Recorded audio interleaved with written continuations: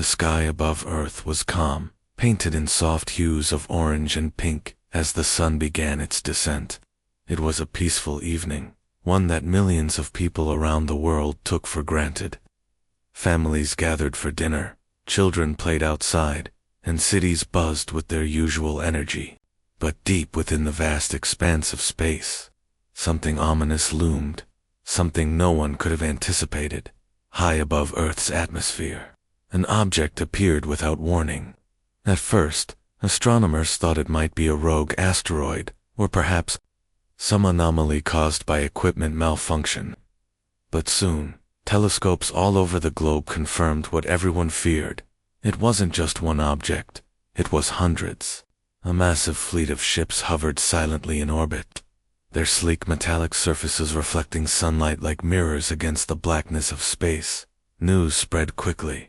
Social media erupted with speculation, panic, and disbelief.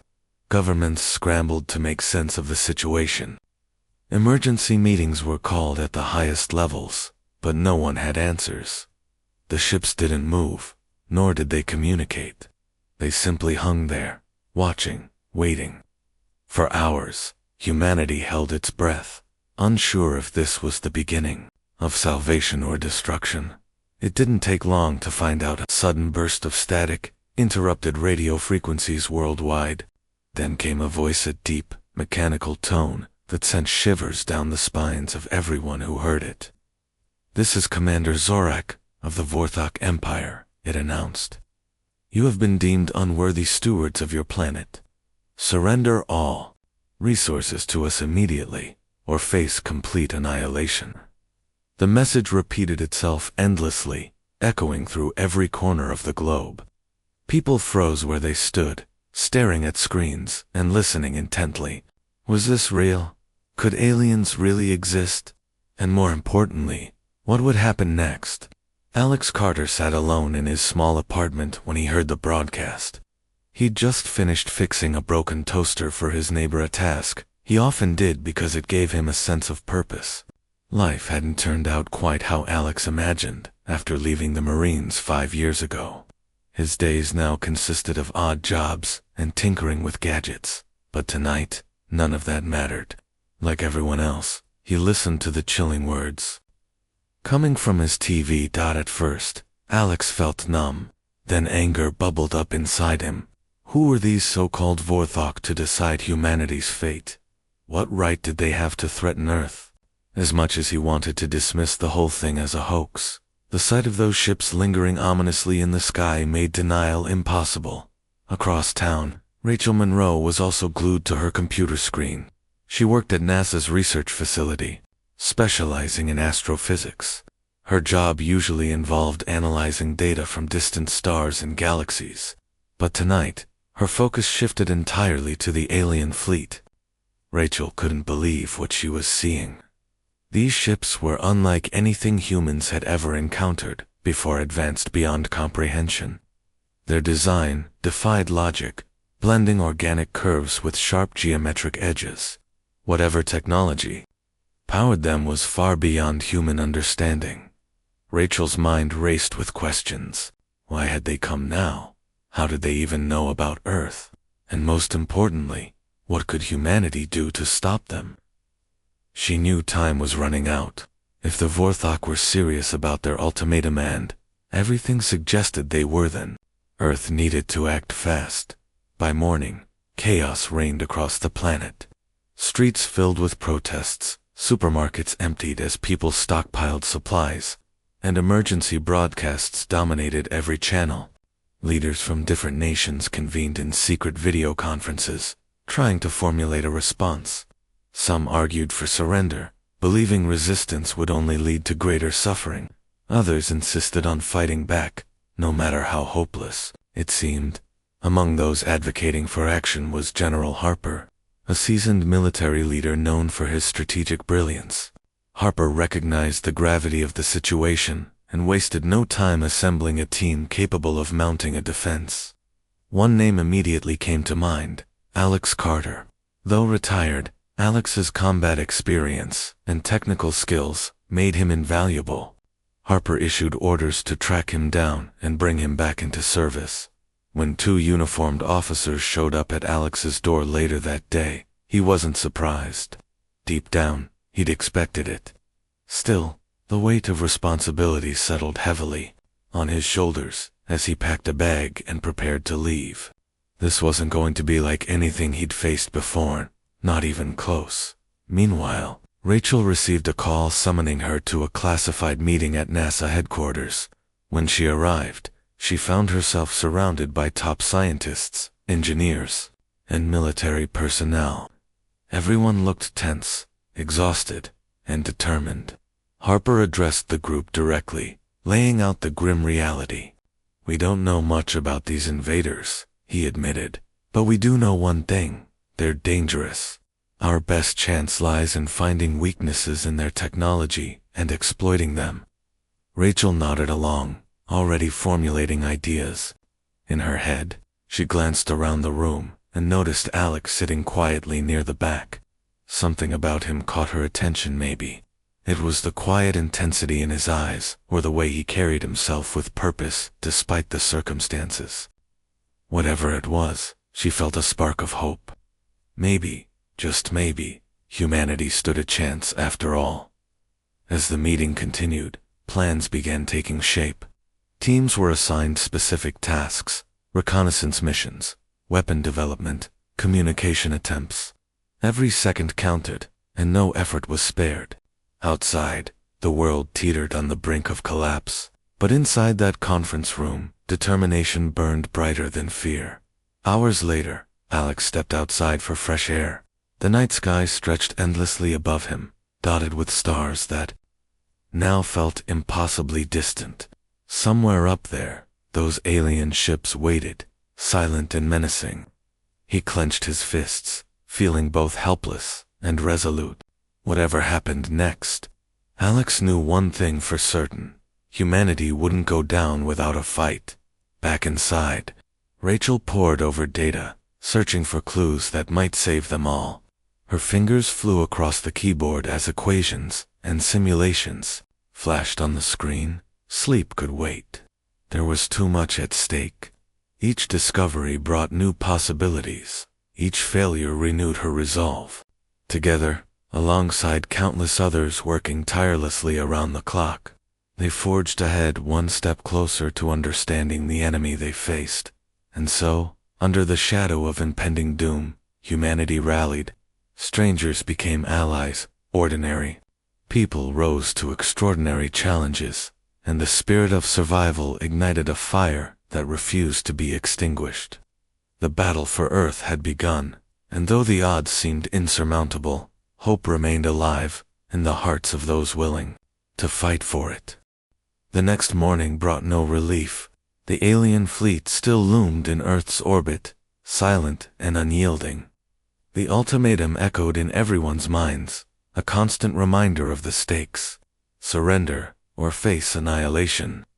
It was a choice no one wanted to make, but time was slipping away. Humanity needed answers, and fast. Rachel Monroe had barely slept. Her mind raced with possibilities as she sifted through data collected from the alien ships. She wasn't alone. Dozens of scientists worked alongside her in NASA's research facility, their faces pale with exhaustion, but determined nonetheless. They analyzed every detail: the ship's movements, energy signatures, even the tone of the broadcast. Every scrap of information mattered if they hoped to find a weakness. General Harper walked into the lab, just as Rachel was explaining her latest findings to Daniel Brooks, a fellow scientist who specialized in communications technology. "We've detected faint signals coming from the fleet," Rachel said, pointing at a graph on her screen. "They're encrypted, but there's a pattern. If we can decode it, we might learn more about their intentions." Harper listened intently. His arms crossed over his chest. He appreciated Rachel's dedication, but he also knew they were running out of time. "Good work," he said finally. "But we need something actionably and soon." "The clock is ticking." Rachel nodded, understanding the urgency. Still, she couldn't shake the feeling that communication might be key. Maybe the Vorthok weren't entirely unreasonable. Perhaps they could negotiate. It was a long shot, but humanity had nothing to lose by trying. That evening, Rachel stood before a group of military leaders and government officials. She presented her idea. Send a delegation to meet with the aliens directly. If we show them we're willing to talk, maybe they'll reconsider their stance, she argued. It's worth a shot. The room fell silent. Some looked skeptical. Others seemed intrigued. General Harper broke the silence. It's risky, he admitted, but we don't have many options left. Let's do it. Alex Carter was among those chosen to accompany the delegation. Though reluctant at first, he understood the importance of the mission. If diplomacy failed, he'd be ready to fight. As he prepared for the journey, he found himself thinking about Rachel. There was something about her quiet strength that inspired him. He didn't know much about her personally, but he respected her determination. Maybe, he thought, they'd get a chance to talk during the mission. The shuttle selected for the task was small, but equipped with advanced communication systems. Rachel led the team, joined by Alex, 2 other scientists, and a pilot named Grace Evans. Grace was calm under pressure, her steady hands gripping the controls as the shuttle ascended into the sky. Below them, Earth grew smaller and smaller, until it disappeared behind clouds. As they approached the alien fleet, tension filled the cabin. No one spoke. Everyone stared out the windows, watching as the massive ships came into view. Up close, they were even more intimidating, towering structures that seemed alive, pulsating with faint lights beneath their metallic surfaces. The shuttle slowed, hovering cautiously near the largest ship. Rachel activated the communication system. "This is Dr. Rachel Monroe, representing Earth," she began, her voice steady, despite the knot in her stomach. "We wish to speak with your commander. We believe peaceful dialogue is possible." For a moment, there was only silence.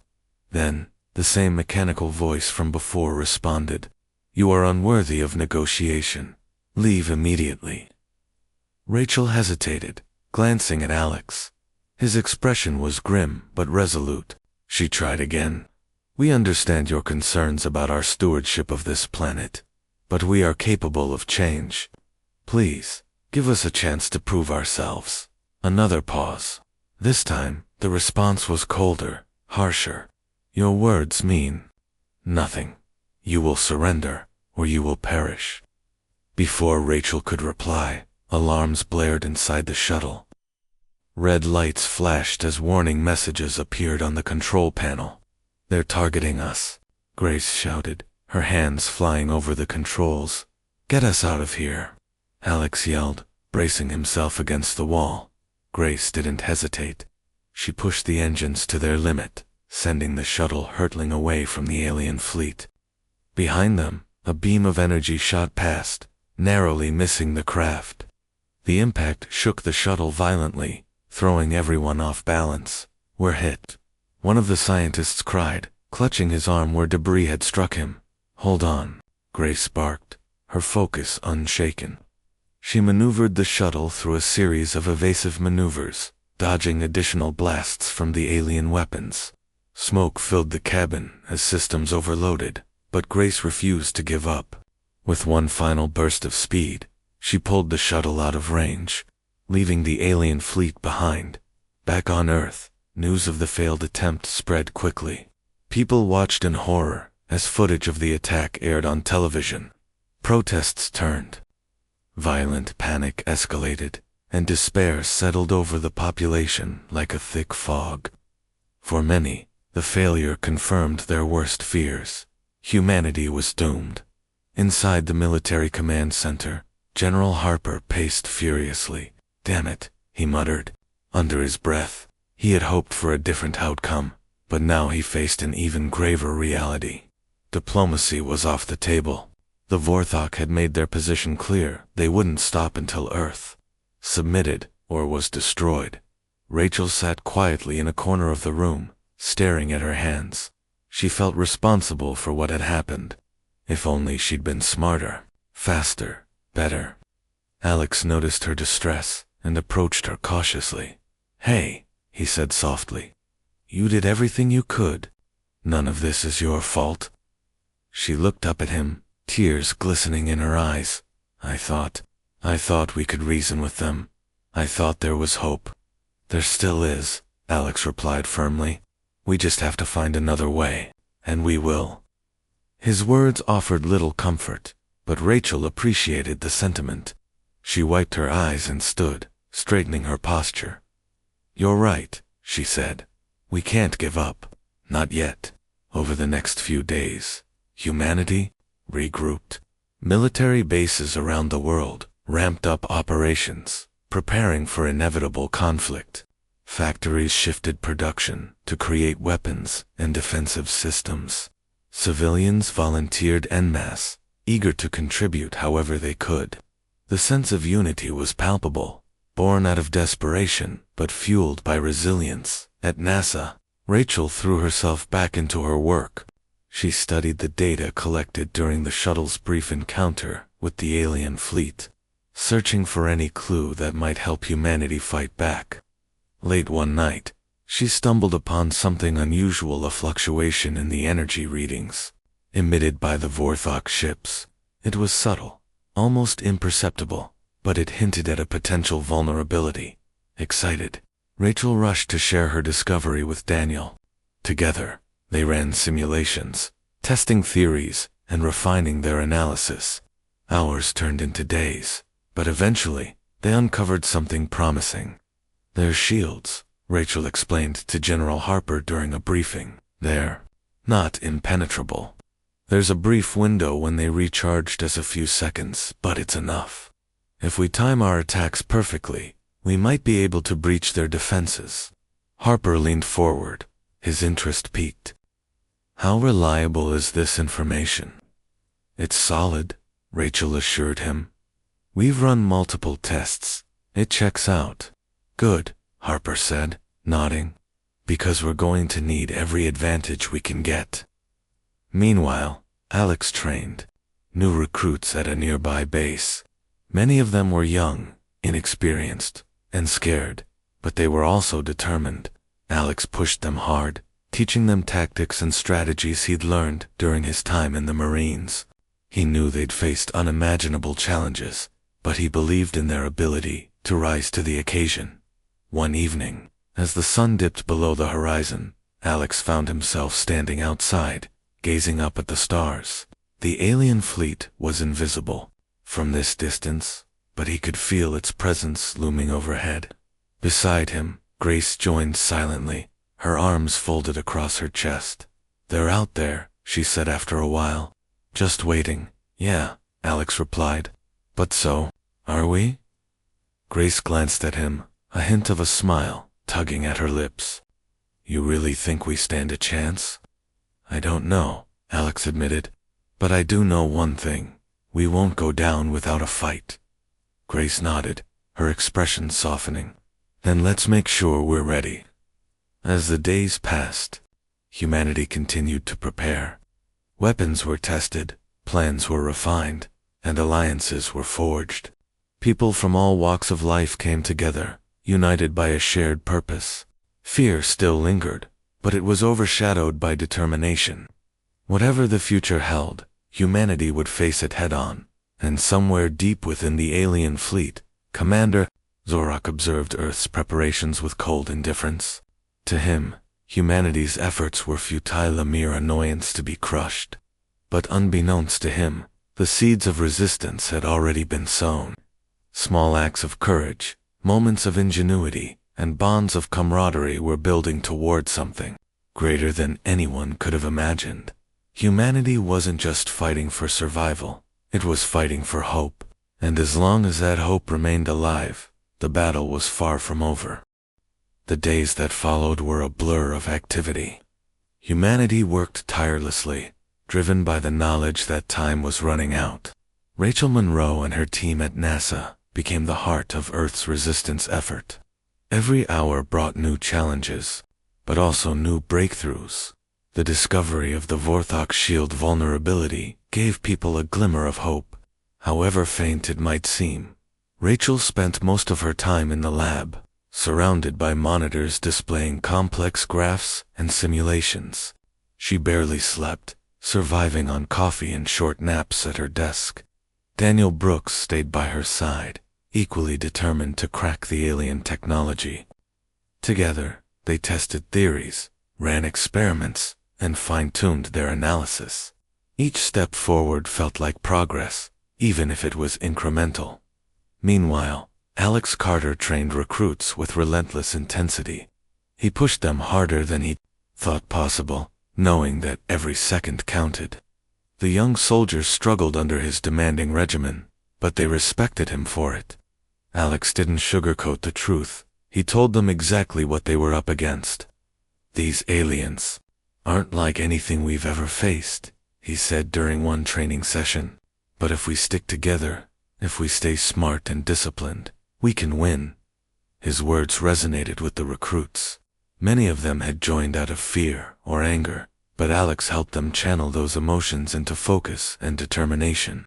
Among the group was a young woman named Emily, who stood out for her sharp instincts and quick thinking.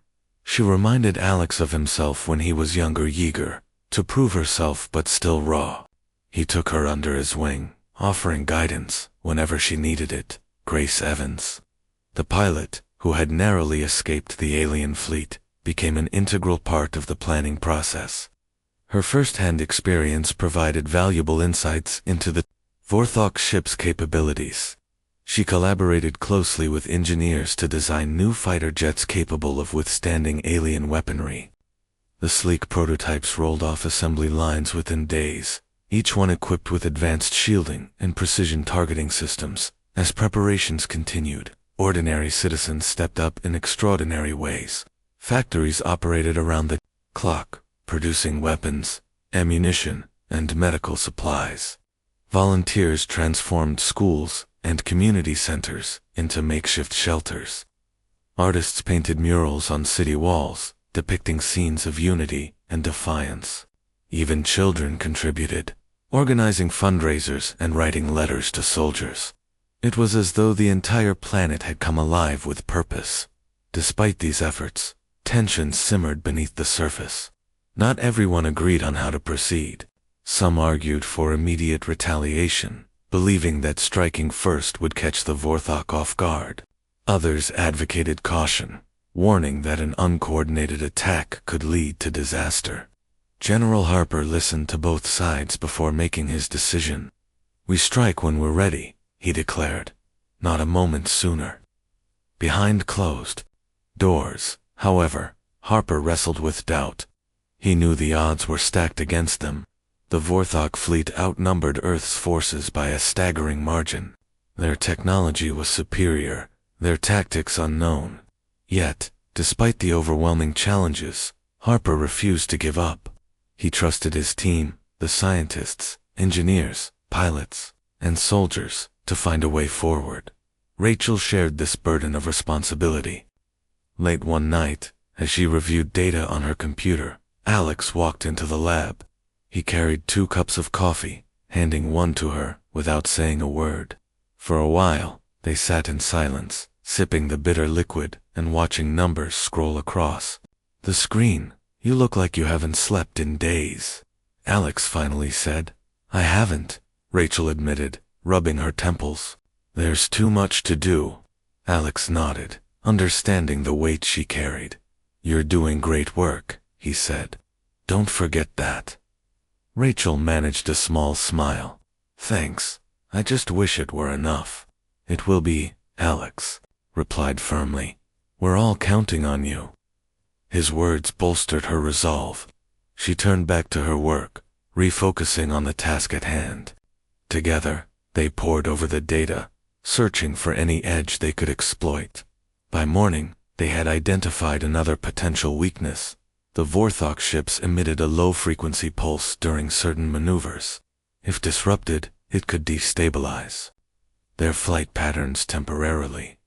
Excited by the discovery, Rachel rushed to share the findings with General Harper. He listened intently, nodding as she explained the implications. "This could be our opening," he said. "Let's start developing countermeasures immediately. Engineers got to work designing devices capable of emitting the same frequency, hoping to confuse the alien ships. Meanwhile, pilots practiced evasive maneuvers designed to exploit the brief periods when the Vorthok shields recharged. Every piece of information, no matter how small, contributed to humanity's growing arsenal. Back at the training facility, Alex drilled his recruits relentlessly. They rehearsed combat scenarios, simulated dogfights, and emergency protocols until they could perform them flawlessly. Emily proved herself to be a natural leader, earning the trust of her peers. When Alex promoted her to squad leader, she accepted the role with quiet determination. One evening, as the sun set over the horizon, Alex gathered his team for a final briefing. "Tomorrow, we test the new fighters," he announced. "It's our best shot yet. Be ready." The recruits exchanged nervous glances, but nodded in agreement. They understood the stakes. Failure wasn't an option. Grace arrived early the next morning, inspecting the prototype jets before takeoff. She ran through pre-flight checks meticulously, ensuring everything was in perfect condition. As the engines roared to life, she climbed into the cockpit, her hands steady on the controls. Beside her, Alex led a squadron of recruits, each one eager to prove themselves. The test flights went smoothly at first. The jets performed admirably, demonstrating speed and agility unmatched by previous models. Pilots executed maneuvers with precision, dodging simulated enemy fire and returning accurate shots. Morale soared as the exercises continued, but then disaster struck. One of the recruits misjudged a turn, colliding with another jet midair. Both planes spiraled out of control, crashing into the desert below. Smoke billowed into the sky as emergency teams scrambled to respond. Alex landed his jet nearby, his heart pounding. He sprinted toward the wreckage, shouting orders to the rescue crew. Miraculously, both pilots survived, though they sustained serious injuries. Emily knelt beside one of them, her face pale but composed. "Stay with me," she whispered, applying pressure to a wound. Later that night, Alex addressed his team. "Mistakes happen," he said, "but we learn from them. Tomorrow, we'll review what went wrong and fix it. We owe it to ourselves, and to everyone counting on us." His words reassured the shaken recruits. Though shaken, they vowed to improve. Each mistake became a lesson, each failure a stepping stone toward victory. As days turned into weeks, humanity's preparations reached a fever pitch. Cities fortified themselves, digging trenches and erecting barricades. Farmers donated crops to feed soldiers and civilians alike. Teachers converted classrooms into supply depots. Everyone played a part, no matter how small. In space, the Vorth fleet remained ominously silent. Their ships hovered motionless, casting long shadows over Earth. Too many, they seemed invincibly a force beyond comprehension. But humanity refused to bow. Beneath the surface of fear and uncertainty, a spirit of defiance burned brightly. Rachel often found herself reflecting on this resilience. Late one night, as she gazed at the stars through the lab window, she felt a surge of pride. Despite the overwhelming odds, humanity had banded together. Strangers had become allies, enemies had reconciled, and individuals had risen to meet challenges far greater than themselves. Alex shared this sentiment. During rare moments of quiet, he thought about the people he'd met along the way, the recruits, the scientists, the volunteers. Each one inspired him to keep going, to fight harder. He remembered Grace's calm demeanor under pressure, Rachel's relentless pursuit of answers, and Emily's unwavering determination. Together, they embodied humanity's greatest strength, its ability to adapt, persevere, and overcome. And so, as Earth braced for the inevitable clash, hope flickered like a flame in the darkness. It was fragile, uncertain, but undeniably present. Humanity wasn't just preparing for war, it was preparing to survive. Whatever happened next, they would face it together above them. The Vorthok fleet waited patiently, unaware of the storm brewing below. Commander Zorak monitored Earth's activities dispassionately, confident in his empire's superiority. But even the strongest empires have blind spots, and in this case, the blind spot was humanity itself, species defined not by its power, but by its resilience. The stage was set. The pieces were in place. All that remained was for the battle to begin.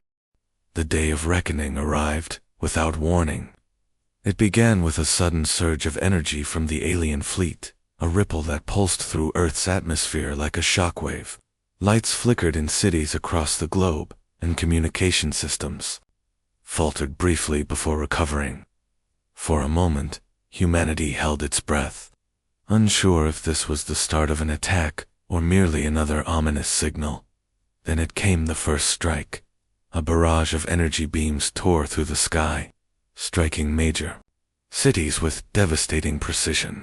New York City erupted in flames as towering skyscrapers collapsed under the assault. London's historic landmarks crumbled into rubble, and Tokyo's neon-lit streets were plunged into darkness. The Vorthok had made their move, and they showed no mercy. Panic swept across the planet. People fled in every direction, desperate to escape the destruction raining down from above. Emergency broadcasts urged citizens to seek shelter, but many found themselves trapped amidst the chaos. Hospitals overflowed with wounded survivors, and makeshift aid stations sprang up wherever space allowed. Despite the devastation, stories of heroism emerged. Firefighter pulling a child from the wreckage, a stranger shielding others with his body, a family sharing their last bottle of water. Amidst the carnage, Alex Carter stood ready. He had been stationed near Chicago, one of the cities targeted in the initial wave. As explosions rocked the skyline, he rallied his team, barking orders with calm authority. "Stay sharp," he shouted over the roar of collapsing buildings. "We've trained for this. Stick to the plan." The recruits responded with determination, their fear tempered by discipline. Emily led her squad to secure a nearby hospital, ensuring patients and staff were evacuated safely. Others set up defensive positions, using debris as makeshift barricades. Though outnumbered and outgunned, they fought with everything they had. High above the battlefield, Grace Evans piloted her fighter jet with unmatched skill. She weaved through enemy fire, dodging beams of energy that vaporized anything they touched. Her mission was clear: take out one of the smaller alien ships hovering over the city. If successful, it would provide valuable intel about the Vorthok, technology and perhaps inspire hope in a world teetering on the brink of despair. Grace's hands gripped the controls tightly as she closed in on her target. Sweat dripped down her forehead, but her focus never wavered. "Hold on," she muttered to herself, lining up the shot. With a deep breath, she fired a missile directly at the ship's exposed underbelly.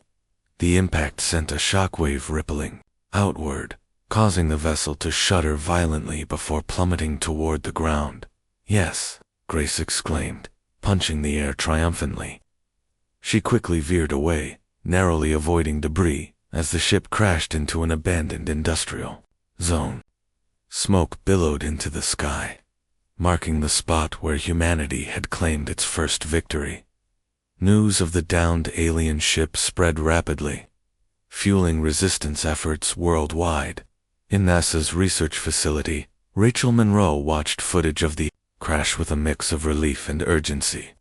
"This is our chance," she said to Daniel, who stood beside her analyzing data streams. "We need to get there now." Within hours, a recovery team was assembled, led by Rachel. The group included engineers, scientists, and soldiers tasked with extracting any usable technology from the wreckage. Armed escorts accompanied them, prepared to fend off any remaining threats. The journey to the crash site was perilous, with roads blocked by debris and skies still patrolled by enemy ships. But the team pressed on, driven by the knowledge that failure wasn't an option. When they finally reached the site, the scene was surreal. Twisted metal littered the area, glowing faintly with residual energy. Strange symbols etched into the HULL pulsed softly, hinting at the advanced nature of the Vorthok's design. Rachel approached cautiously, her heart pounding with anticipation. "Careful," she warned the others. "We don't know what kind of traps might be here." As they sifted through the wreckage, they uncovered fragments of alien machinery, unlike anything seen before. Some pieces were intact enough to study, while others were too damaged to salvage. Rachel carefully documented each discovery, snapping photos and recording notes on her tablet. Every detail mattered. It could hold the key to turning the tide of the war. Back at the lab, Rachel and her team worked around the clock to analyze the recovered components. They discovered that the Vorthok relied heavily on a crystalline material to power their weapons and shields. This material, though highly durable, seemed susceptible to certain frequencies of electromagnetic interference. It was a breakthrough one that could give humanity a fighting chance. Meanwhile, Alex continued, leading operations on the ground. After securing the hospital, his team regrouped to assess the situation. Casualties were high, but morale remained strong. The sight of Grace's downed alien ship inspired courage among the troops, proving that the invaders weren't invincible, after all. "We hit them hard," Alex told his recruits during a brief respite, "and we'll keep hitting them until they're gone." Emily nodded, her expression fierce. "What's next?" she asked. Alex pointed to a map spread out on a table. "There's a supply depot just outside the city. We need to secure it before the Vorthok do. Weapons, food, medical supplies, it's all there. Without it, we're sitting ducks." The mission was risky, but necessary. Under cover of darkness, Alex and his team moved swiftly through the ruins of Chicago. Enemy patrols roamed the streets, forcing them to stay hidden. At one point, they narrowly avoided detection when a squad of Vorthok drones passed overhead. Holding their breath, they waited until the coast was clear before continuing onward. Reaching the depot proved challenging. Automated turrets guarded the entrance, programmed to eliminate intruders on sight. Using tactics learned during training, the recruits disabled the defenses with precise timing and coordination. Once inside, they secured the supplies and fortified the building against potential counterattacks. Word of their success reached General Harper, who praised Alex and his team for their efforts. "You've given us a lifeline," he said during a secure transmission. "Keep pushing. We're counting on you." Despite the victories, the cost of the battle weighed heavily on everyone. Entire neighborhoods lay in ruins, and countless lives had been lost. Yet, amid the sorrow, resilience flourished. Civilians joined forces with soldiers, forming impromptu militias to defend their homes. Farmers donated crops to feed the hungry, and volunteers organized supply chains to ensure no community was left behind. Even children played a role, scrawling messages of defiance on walls and handing out flyers, encouraging unity. "We are Earth," one poster read. "Together, we stand."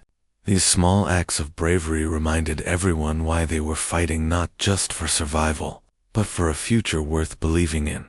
Rachel returned to the lab after delivering her findings to General Harper.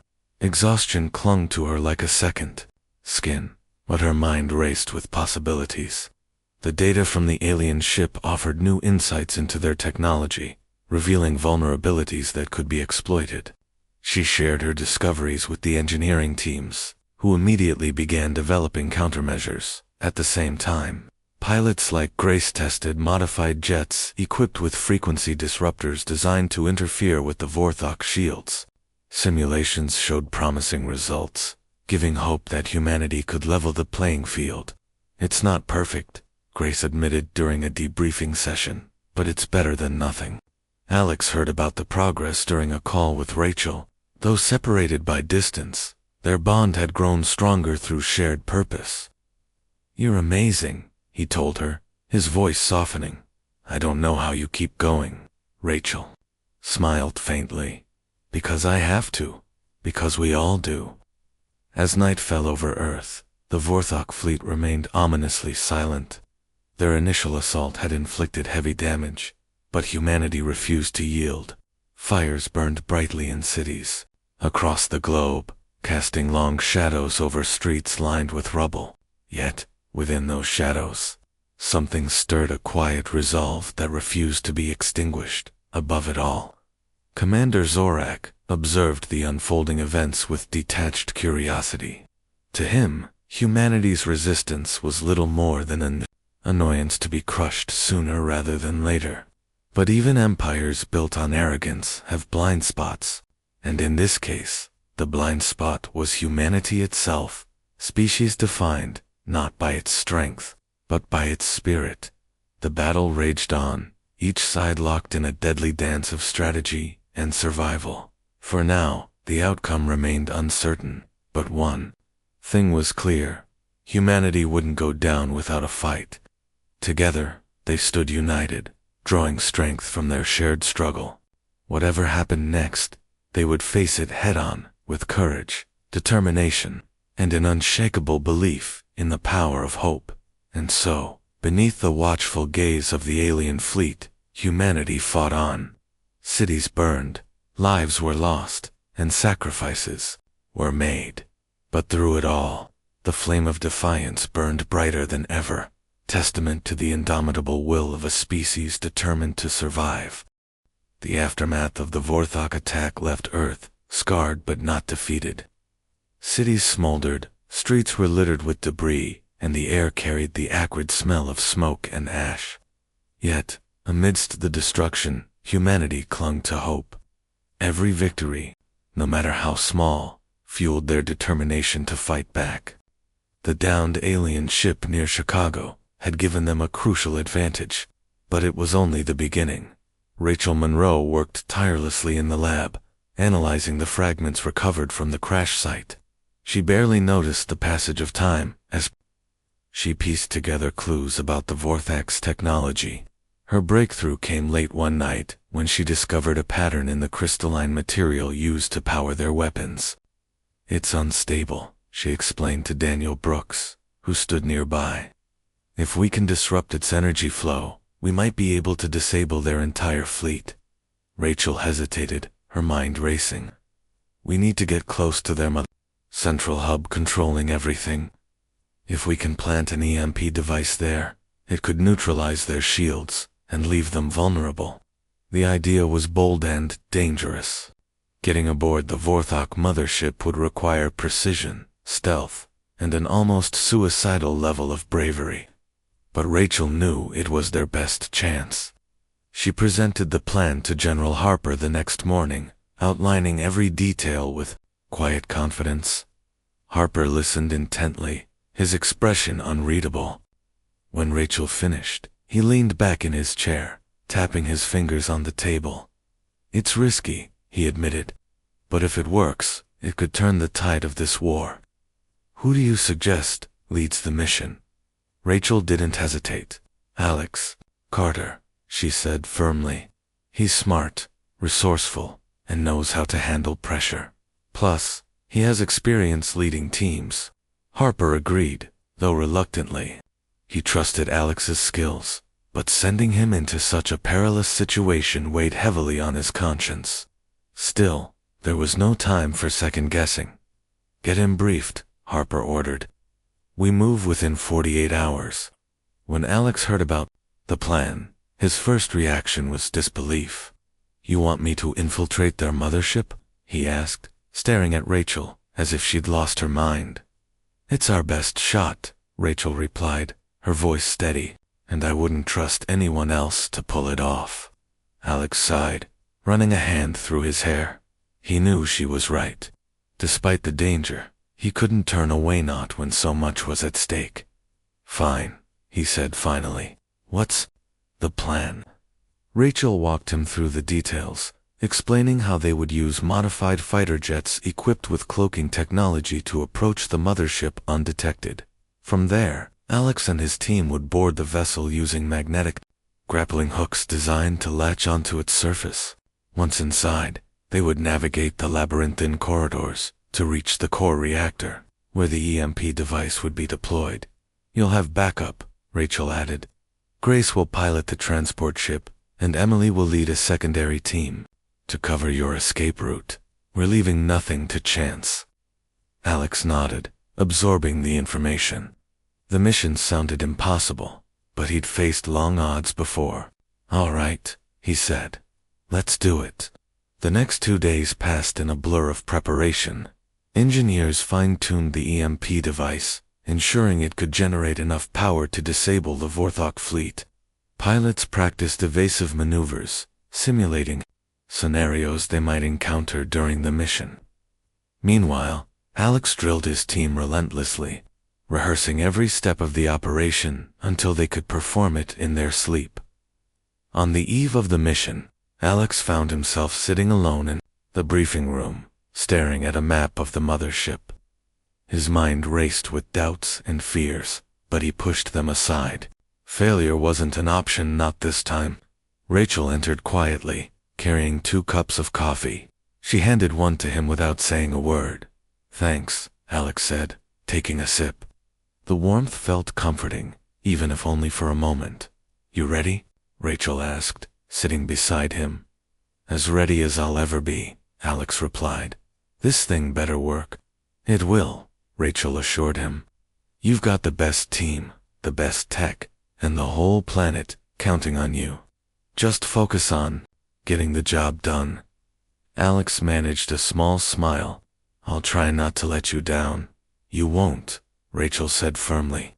None of us are giving up, not now. Their conversation lingered in Alex's mind as he prepared for bed. Sleep eluded him, but he didn't mind. Instead, he thought about the people depending on him, the recruits he'd trained, the civilians seeking shelter, the scientists working around the clock. He thought about Rachel, too, and the way she inspired others with her relentless determination. For the first time in days, he felt a flicker of optimism. The following morning, the team gathered at the launch site. Grace stood by her ship, double-checking the controls while Emily reviewed tactics with her squad. Alex addressed the group, his voice calm but commanding. Today, we take the fight to them, he said. Stick to the plan, watch each other's backs, and remember why we're doing this. Let's make history. Cheers erupted from the team, their spirits bolstered by Alex's words. As they boarded the transport ship, Rachel watched from a distance, her heart pounding with a mix of pride and worry. She approached Alex just before he climbed aboard. Be careful, she said, her voice soft. I will, Alex promised. See you on the other side. With that, the ship lifted off, disappearing into the sky. Below, Rachel returned to the lab, determined to monitor the mission closely. Every second counted, and she refused to waste a single one. In space, the journey to the Vorthok mothership felt surreal. The transport ship moved silently, its cloaking device rendering it invisible to enemy sensors. Inside, tension filled the cabin as the team prepared for what lay ahead. Alex reviewed the plan one last time, reminding everyone of their roles. Stay sharp, he said. We don't know what we're walking into. As they approached the mothership, the sheer size of it took everyone's breath away. It loomed like a mountain, its surface bristling with weapons and glowing conduits. Grace guided the ship carefully, finding a blind spot where they could dock unnoticed. Magnetic grappling hooks secured the vessel, and Alex led the team onto the alien craft. The interior was unlike anything they'd imagined. Biomechanical walls, pulsed with faint lights, and strange symbols glowed softly beneath their feet. The air smelled metallic, tinged with an unfamiliar temps.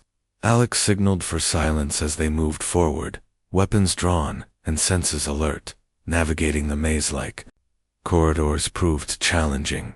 Automated defenses activated sporadically, forcing the team to adapt quickly. At one point, they encountered a group of Vorthok drones patrolling the area. Alex motioned for his team to take cover, waiting until the drones passed before continuing. Onward. Despite the obstacles, they reached the core reactor without major incident. The EMP device was heavy but manageable, and Alex positioned it carefully, ensuring maximum impact. Set the timer for 5 minutes, he instructed. That should give us enough time to get out. As the countdown began, the team retraced their steps, moving faster than before. They knew the EMP would trigger alarms, drawing attention from every corner of the ship. Sure enough, sirens blared moments later, accompanied by flashing red lights. Enemy forces closed in, forcing the team to fight their way through. Bullets ricocheted off walls as Alex and his squad exchanged fire with Vorthok soldiers. Their movements were precise, their aim deadly. Emily covered the rear, picking off enemies with remarkable accuracy. "Keep moving," she shouted, urging the team forward. Reaching the exit proved difficult, but they made it just as the EMP detonated. A wave of electromagnetic energy surged outward, disabling the mothership's systems instantly. Lights flickered and died, plunging the vessel into darkness. The team rappelled down the side of the ship. Landing safely on the transport below, Grace wasted no time lifting off, weaving through debris as enemy ships struggled to regain functionality. Behind them, the mothership listed dangerously, its once imposing structure now crippled.